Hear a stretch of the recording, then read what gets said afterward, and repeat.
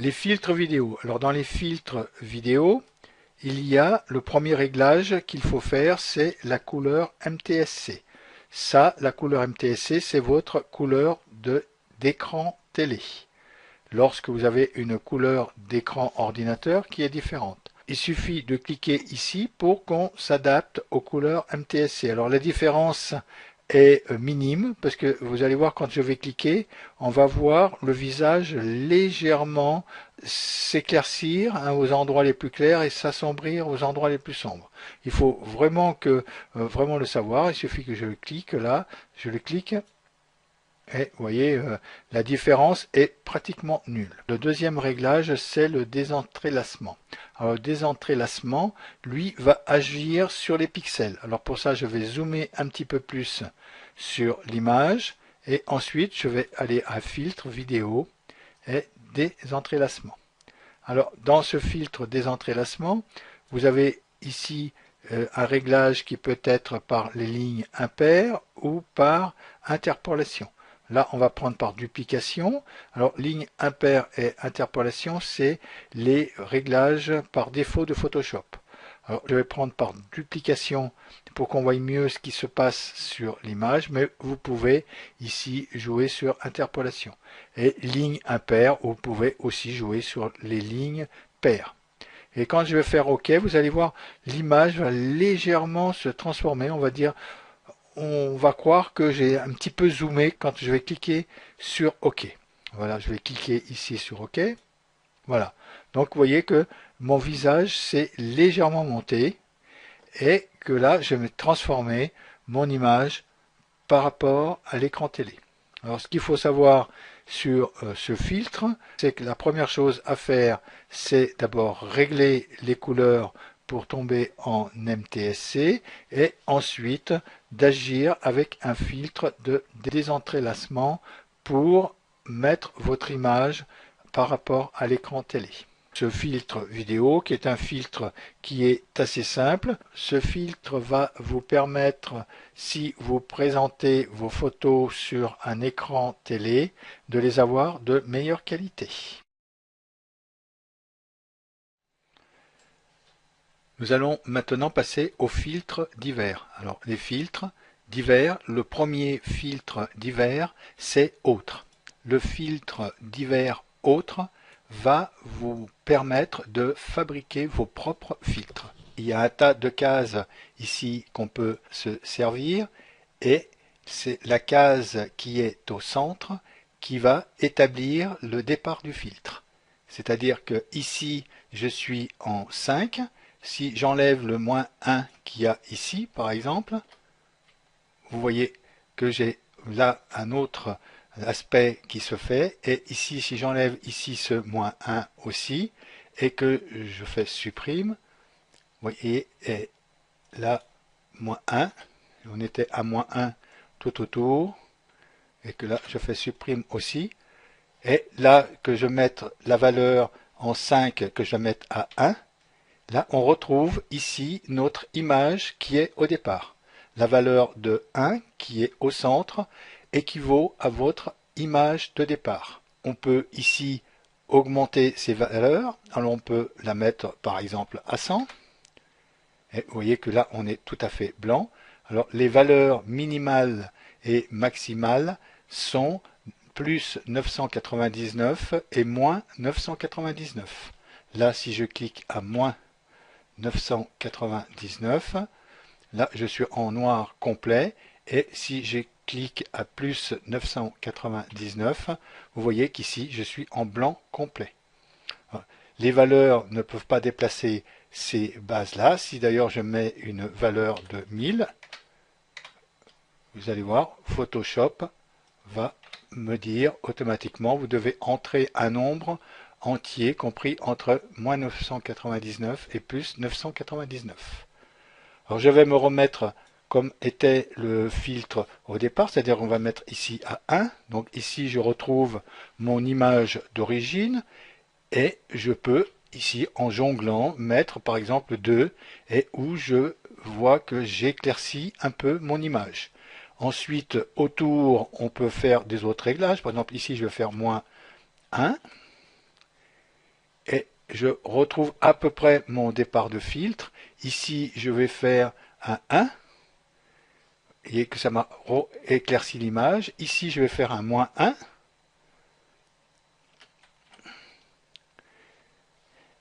Et ici, je vais faire un 2. Voilà. Non, je vais peut-être rester à faire peut-être un 1. Ou peut-être un moins 1 aussi. Un moins 1. Alors là, on est totalement sombre. Donc ici, je pourrais peut-être, pour remonter, faire un 3. Et là, je remonte, vous voyez, la luminosité de mon image. Ensuite, une fois que vous avez terminé de faire votre filtre, d'avoir travaillé autour, on peut l'enregistrer. Et donc là, je vais l'enregistrer dans mes documents. Le filtre, je vais l'appeler JLR et je vais lui faire enregistrer. Là, je vais lui faire OK. Et la prochaine fois que je viens sur une autre image, par exemple, je vais prendre celle-ci, et que je veux lui appliquer un filtre que j'ai préétabli, j'ai juste à faire filtre, divers et aller de nouveau à autre. Et ici, je vais faire charger. Et là, il me demande le filtre JLR que je peux charger et que je clique charger. Et il m'applique tout de suite le filtre sur mon image. Voilà pour ce qui est du filtre autre. Alors je vous laisse travailler avec ce filtre.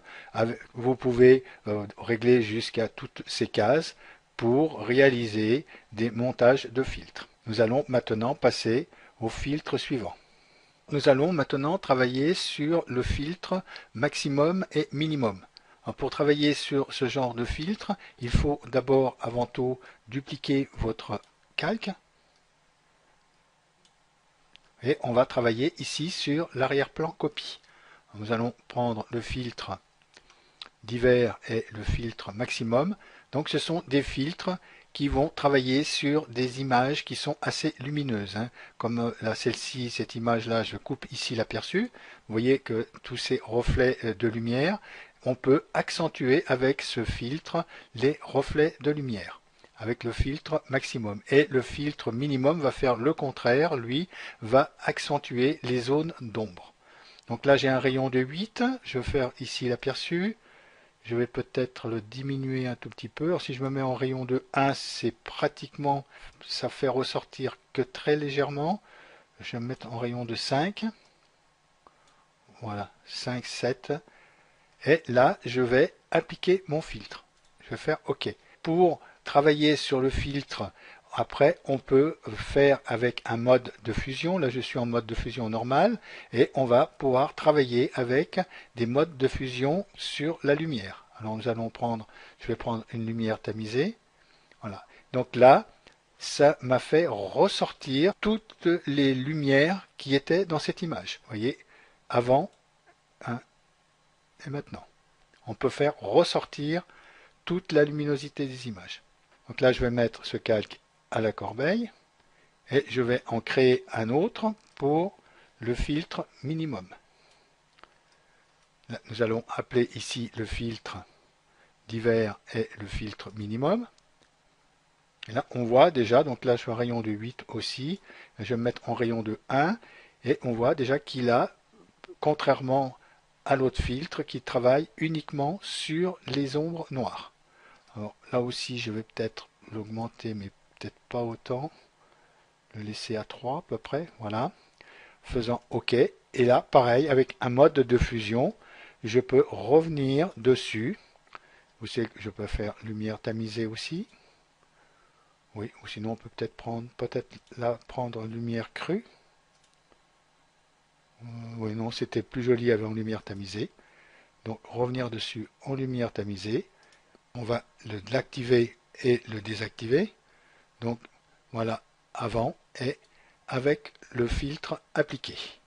Alors bien sûr, ce sont des filtres qui ne vont pas vous servir en retouche photo, mais qui vont être pour faire des images créatives ou avec des effets.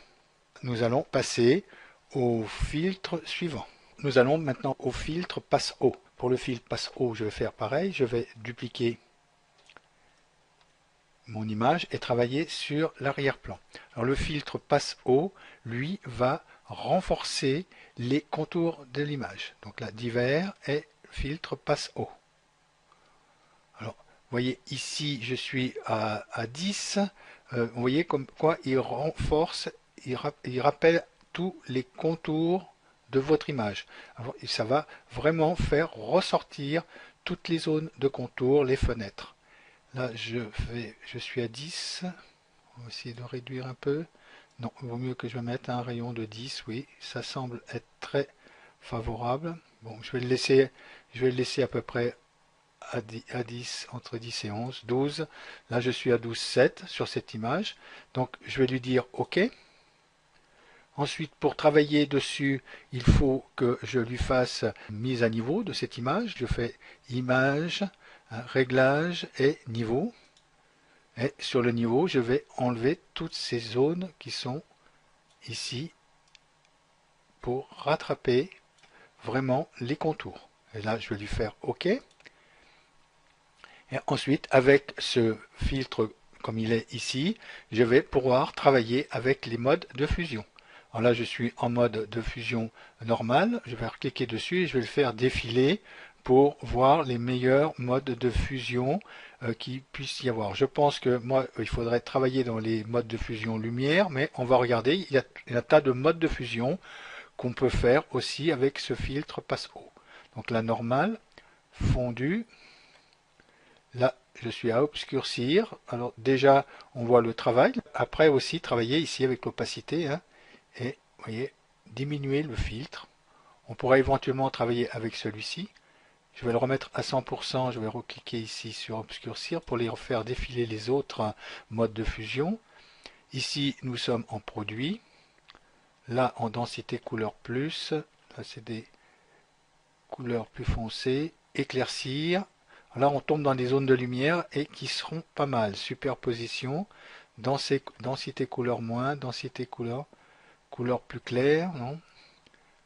Incrustation aussi. On pourrait travailler aussi avec ce mode de fusion là. Alors, lumière tamisée, je trouve que dans les zones lumière, voilà, hein, lumière crue, entre lumière crue et lumière tamisée, vous voyez que là, la lumière crue vous fait vraiment ressortir tous les angles. Et ici, après, on pourrait éventuellement diminuer son effet. On va baisser à 76, voilà. Donc je vais désactiver le filtre. Voilà, donc avant et maintenant. Vous voyez qu'on a énormément éclairci. Je vais peut-être un petit peu réduire l'opacité aussi. 60. Voilà, et je pourrais le laisser comme ça. Oui. Vous voyez comme on a rattrapé les couleurs de cette image. Je pense que lumière crue est un bon mode de fusion pour travailler sur cette image. Mais là, je vais remettre l'opacité à fond et puis on va tester les autres. Donc là, j'étais en lumière crue. Donc après, il y a lumière vive. On pourrait éventuellement travailler aussi avec celui-ci. Et là, lumière linéaire, lumière ponctuelle. Vous voyez ce qu'on peut faire avec ce filtre passe haut. On peut vraiment rattraper les images. Celui-là aussi serait pas mal en teinte. Quand aussi on voudrait jouer un peu sur les teintes de l'image, on pourrait retravailler là-dessus. Ou en saturation. On a quand même des effets qui sont assez valables. Donc je vous laisse travailler avec ce filtre passe haut sur vos images. Maintenant, nous allons passer au dernier filtre dans les filtres divers. Alors, pour travailler avec le dernier filtre, on va prendre cette image et nous allons aller au filtre divers et translation. Alors le filtre translation va vous permettre de reboucler vos images, donner un effet de reboucler. Donc là j'ai rebouclé justement, donc là je vais monter et vous voyez que ça m'a mis la partie haute en bas et la partie basse en haut. Et là si je vais dans l'autre sens, ça me fait le sens contraire, ça fait le système de rebouclage. Alors il y a aussi mettre en arrière-plan. Alors mettre en arrière-plan, ça va travailler ici avec la couleur d'arrière-plan. peut-être que j'aille chercher, là je vais faire annuler et puis je vais prendre ici la couleur d'arrière-plan où je vais prendre par exemple le bleu de la mer. Voilà, mettre un bleu même bien foncé, ok. Et après je vais reprendre ici le filtre, divers et translation et mettre en arrière-plan. Alors mettre en arrière-plan, que ça travaille avec la couleur d'arrière-plan et ça peut vous donner en vertical ou en horizontal. Vous le travaillez dessus votre image comme ceci. Alors ce filtre va pas vous servir tellement en photo. On pourra éventuellement avec les pixels de contour réaliser des choses qui sont pas trop mal. Là je vais remettre à 0 et là à 0 aussi. Et par exemple quand on travaille ici avec le vertical en pixels, vous voyez, ça peut vous donner des effets de ligne comme ça pour faire des fonds. Ou là je vais me remettre à 0 et on va faire pareil en horizontal où on peut créer des genres de traits comme ça qui pourraient éventuellement nous servir pour une séparation en haut de page. Voilà pour ce qui est de ce filtre translation. Les prochaines vidéos vont être sur les filtres Digimark qui terminera toute cette série de vidéos sur les filtres.